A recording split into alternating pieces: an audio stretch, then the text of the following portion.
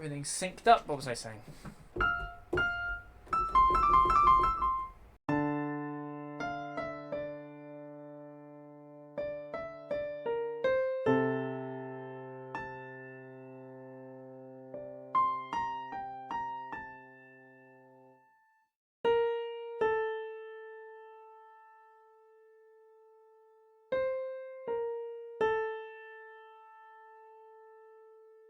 Typically, when we think of what makes good music, we think of what's happening in the chordal structure, we think about what's happening harmonically or rhythmically, but very rarely nowadays do we explicitly think of phrasing. And The Doctor's Theme by Murray Gold is a really good example of the power of musical phrasing. So the music can be thought of as being divided into 6 distinct sections. For the first part, we're going to look at these first 5 phrases. So let's look at phrase 1 and phrase 2 together.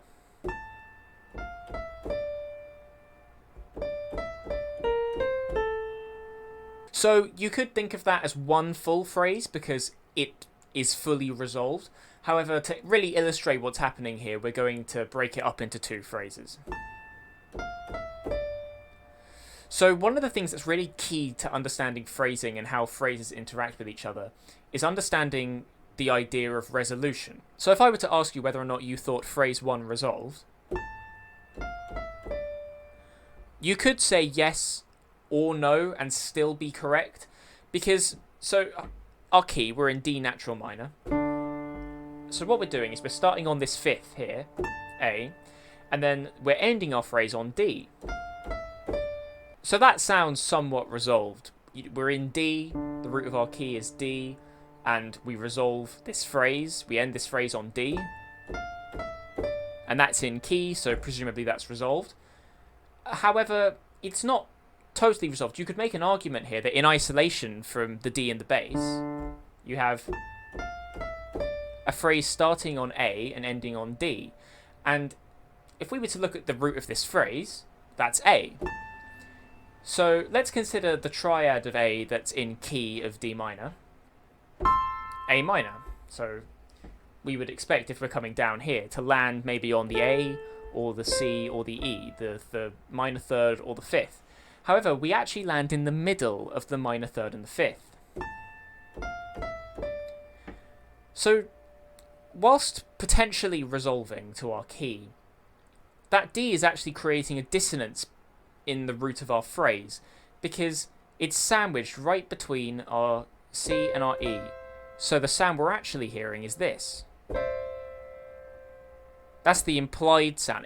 To resolve, you would expect us to land on that E maybe, or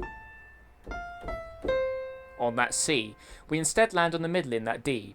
And what that does is that creates a sense of familiarity because it's resolving to our key, but it's not resolving with respect to our phrase. It creates a sense of familiarity, but also one of mystery and open-endedness. So now if we look at phrase 2, we can now really see how these phrases interact. We have quite clearly here a question, not fully resolving, and we have an answer, resolving to A, as we would expect our first phrase to do if we were going to resolve properly. This phrase begins on the D that we left up on last time, suggesting that it's a direct answer to our previous phrase. And if we look at the start of phrase 1 and the end of phrase 2, we can see there that that's the same note, but just an octave lower. So throughout the course of these 2 phrases, we've moved down the D natural minor scale, settling on an A an octave lower. So traditionally in music, we think of descending notes as representing sadness and ascending notes as representing happiness. So what we have is we have an overall feeling here of mystery created from this first phrase, and the answer to our question that we've posed is sadness. So we can clearly see here that phrase 1 is the question, and phrase 2 is the answer. If we look at the start of phrase 3, we start on A, the same note that started phrase 1. So there are two possible things that could happen here. Either we repeat the same information we were just given in the previous two phrases, or we do something different. So let's hear what phrase 3 does.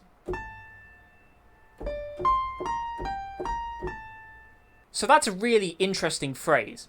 We start on A, and we end on A. If you look at the beginning and the end of the phrase, there would be a suggestion there that there's no change. Nothing to see here. However, when we look at the details of the phrase, we can quite clearly see that there's actually a lot happening in our phrase. We're resolving on the same note that we started on, but we take the most meandering path we can take to get there. We go down to here, D. And our intervals between our notes slowly decrease, honing in on that final note there, that A that we're resolving. And the intervals between our notes slowly get smaller, honing in on that A. There's a suggestion here that on the surface, there's nothing to see here, but if you scratch the surface, there's more chaos and more turmoil, and more that meets the eye. Those two ideas contrast with each other and create a mystery in the music.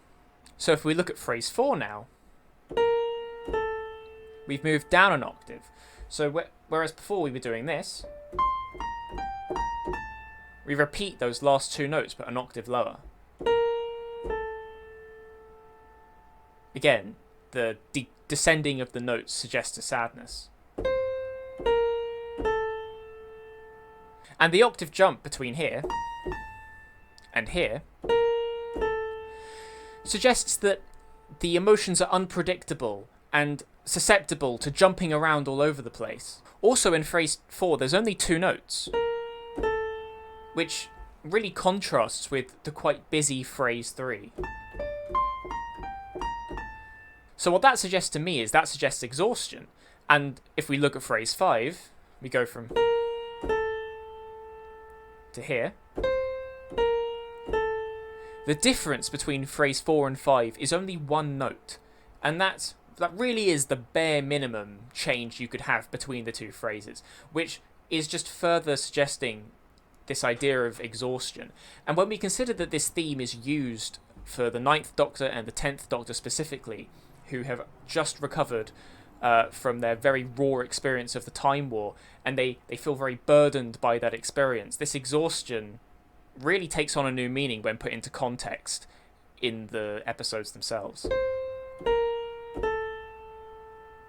That emotional unpredictability going from phrase 3 to phrase 4 as well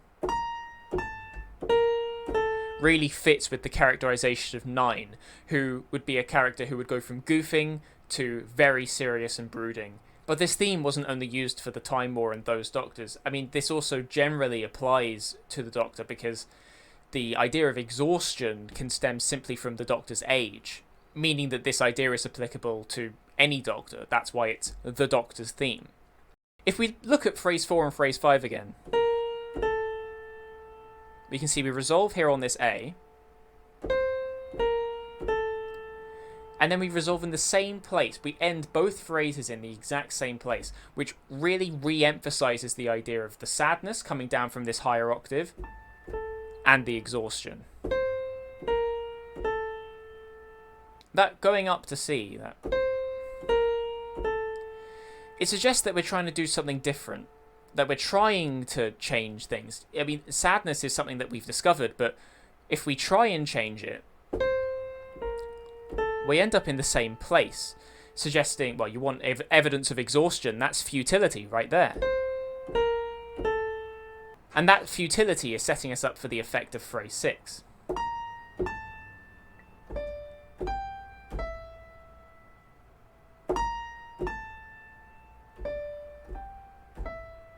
So in phrase 3 we had our intervals narrowing and resolving ultimately on that A, whereas in phrase 6 we have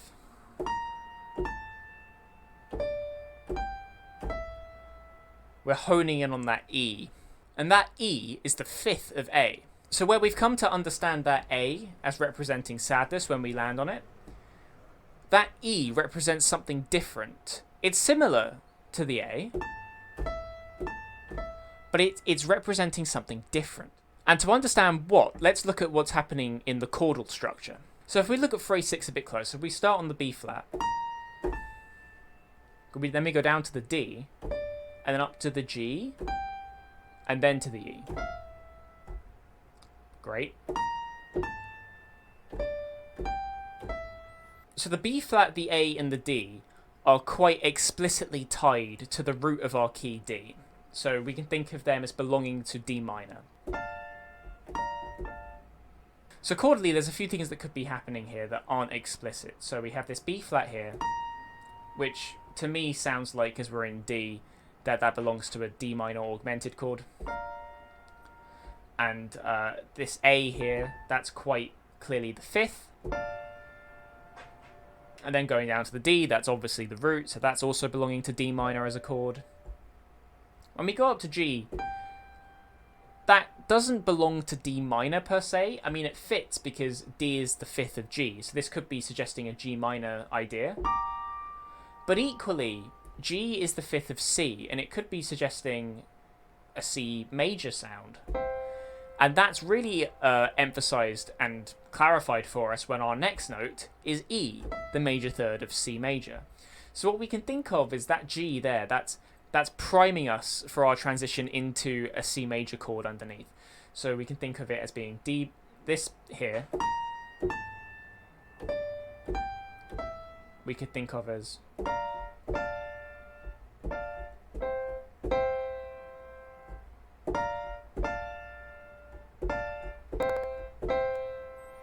so there's a chord change there from D minor to C major, and that's a really important chord change because it's going to be really significant to the how this piece works. So what does that E mean? We know what the chords are doing now. They're moving from D minor to C major. So what is that E representing? The E is the major third of C. So we're moving out of this sadness that we established before. We spent so long, 5 entire phrases, establishing sadness, exhaustion, futility. And we've done that by using D minor. And A minor as well to an extent, but ultimately D minor. So now our chord is changing. We're moving away from D minor and moving to C major. A much more happier sound. It's still within our key of D minor. It's not like a flat out key change to a happy chord that's out of key that would suggest total happiness. It's still quite a sad chord change. But instead of representing utter happiness, it's actually representing hope. That's what that E is representing. We established futility with C, the root of our C major. And now our major third of C is establishing hope.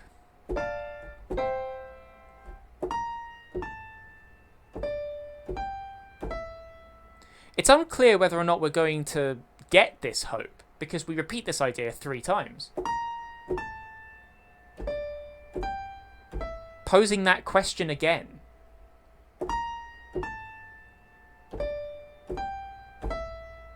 This is emphasizing both the sadness of the piece, but also the need for there to be hope. It's important to remember that this E isn't a resolution. It's creating a dissonance between our root D of our key and our minor third F.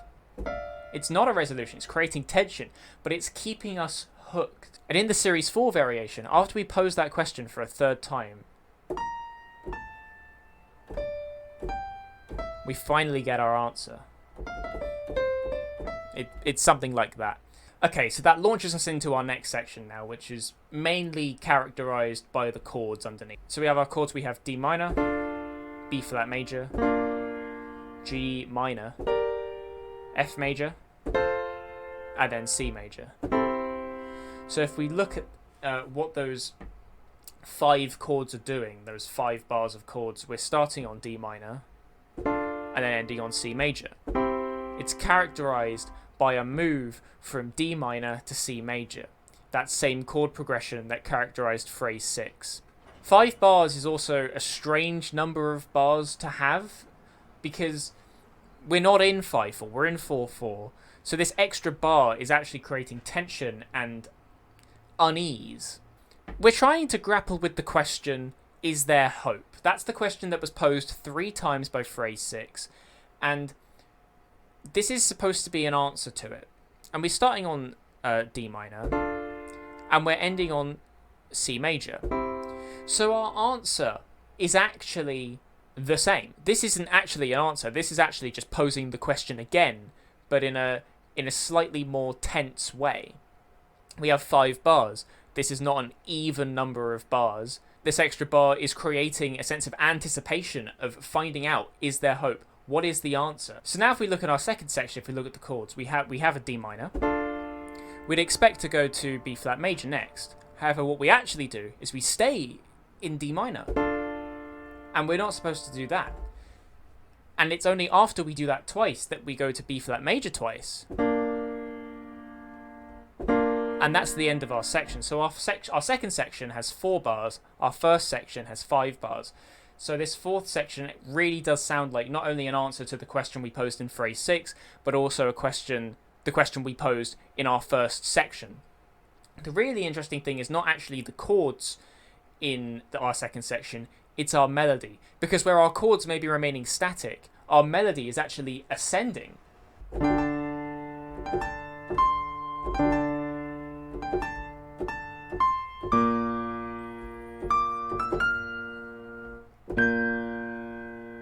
And remember that ascending notes mean happiness. The question of, is there hope, has just been answered.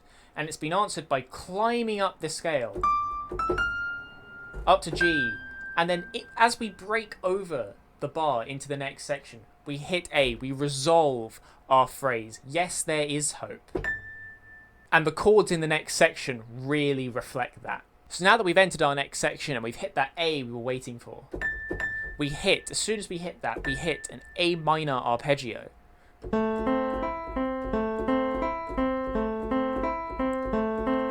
Moving up a semitone, creating tension because of that chromaticism, but ultimately happiness and hope because of the ascension of the notes. And then our next chord, we go down to D minor. There's something not quite right about that, and that's because our fifth A of our triad, that's been moved down an octave. So the root of our arpeggio goes from A to B flat to A. So again, that chromaticism is just creating tension. And what this is doing here, with this inverted sound, is it's creating a real sense of mystery and tension. There's hope here, but how long can it last? So we'd expect our next chord to answer that, and our next chord keeps our root the same, and then moves up our thirds and our fifths to something that's not in key. It's to the A major arpeggio. So where's that A major coming from? Well, the only thing that's out of key there is our C sharp, our major third. So that C sharp is actually from the D harmonic minor scale. So we're making use there of a sharp seventh. That typically creates what you could consider a Middle Eastern sound, or a sound that creates tension. So that sharp seventh is essentially coming from the chromaticism of moving our fifth down from F to E, which would happen if we were moving in a key anyway, from D minor to A minor. And instead, all we're doing is mirroring that chromaticism from that F and that E, from that D there, that root, to our major third. So what that chord does, that A major, is that takes us by surprise. It's a major sound. It's a bright sound. It's happy. That answer to, is that hope going to last? The answer is yes. But also what that A major is doing is it's calling back to our phrase 6. So if we remember what we said about this, and we were holding on that E because that E is not resolved. So we've been looking for a resolution for that E for this whole time.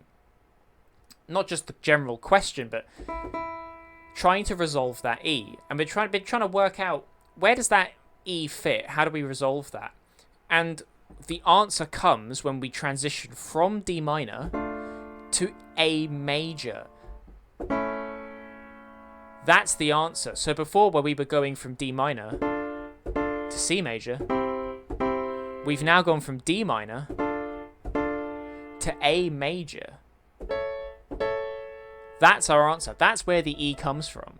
Also, that tension from the A major chord, by using that out of key third, what that's doing there as well is, because it's creating tension, it's as if the music's asking you, are you ready? We're about to go into the next section. We've given you all the answers now. There's been so many questions, and we've resolved them so many times. This is the final answer, and we're about to explore this answer. Are you ready? Okay, so with this next section, underneath this whole thing, we're going to have this sort of walking idea that just sort of follows the chords that are in the melody. I'm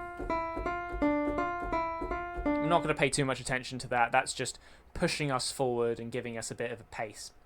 But our melody is where everything gets really interesting. So we start with this sort of D minor sound. This really interesting there. So we arpeggiate up through our D minor triad, our D, minor third, fifth, that's our chord. But then we go up a semitone to this flat sixth in key, but it creates this D minor augmented sound. Equally, you could argue that an augmented chord is just the well, in this case it's the major chord of the flat sixth there, so you could argue that's the same chord, but that's the sound I'm going to say that we have. We have a D minor augmented chord. And what can we see there? Ascending notes, more happiness. So we have this, and then we go down to C. Oh, fuck's sake. So here we have this D minor sound. And where are we going to go? We're going to go exactly where the music has been preparing us to go for the entire piece. We go from D minor to C major. To C major. So we have this D minor augmented chord, followed by this C major 6 chord. So then we go down into, well, this chord here, this B flat major, which, as we just saw, is related to this D minor augmented sound that we have. This arpeggio up to this flat 6 here. All that is preparing us for this chord change. We skip over the E, but then we end up on the E. So let's look at that again. And that's really cool, because that's exactly what we were doing when we were doing this. We were holding on that E, because that E is creating suspense. In this case, it's creating like tension, and it's driving us forward. It's like, we're not finished, we need to get more done.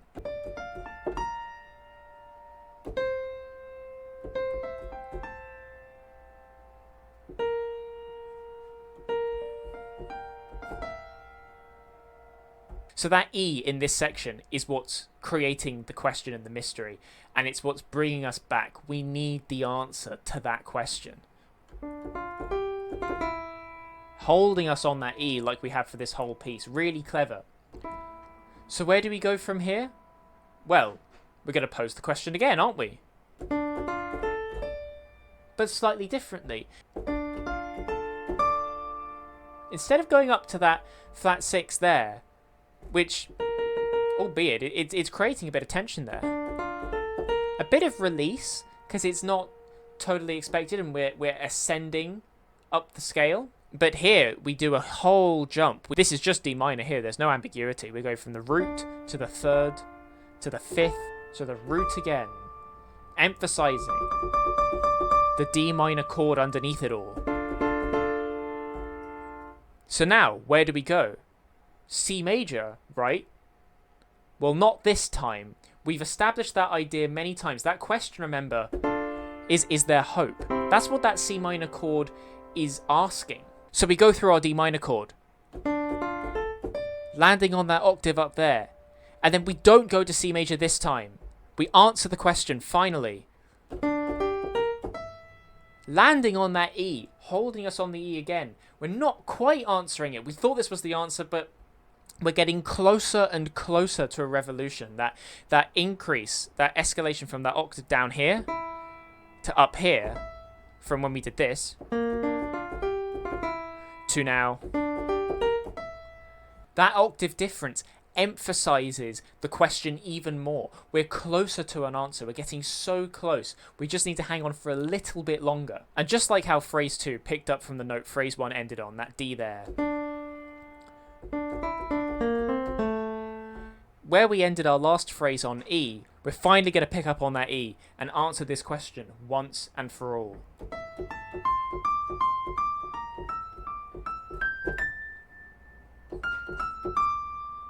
Resolving to our theme.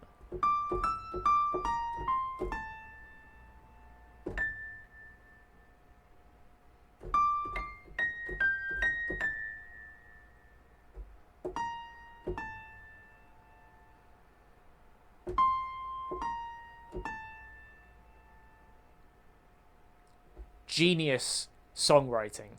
Just like when we entered the last section by ascending our melody and then coming up to that A to launch us into the next section. But when we do the same thing here, we go straight into our theme. That's why this piece of music is so effective. It's constantly posing questions, and it's constantly providing half answers to the questions. They're not quite full. We never quite get the satisfaction of the answer to our questions until right at the end, when we get it in the form of our original theme that introduced the questions. All of a sudden, that theme, after all of this music that posed all those questions originally, holding on that E, what does that mean? What do these chord changes mean? It gets recontextualized when we hit the theme after all of this music, because we now have all of the answers necessary to work out whether or not that mystery is sadness. We now have all of the information to work out the answers to the questions originally posed. And it's just such clever songwriting, and it really does show the power of musical phrasing. Because it's the way the phrases interact, the way they pose the questions, the way that they answer them or don't answer them, that creates the push and pull in the piece, and that creates the anticipation and creates the release. So if you like this video, give it a like, subscribe, do all the things you're meant to do if you like videos. Let me know if you have any ways to make the analysis a bit clearer, if it's not very clear. Trying to get better. But yeah, thanks very much for watching.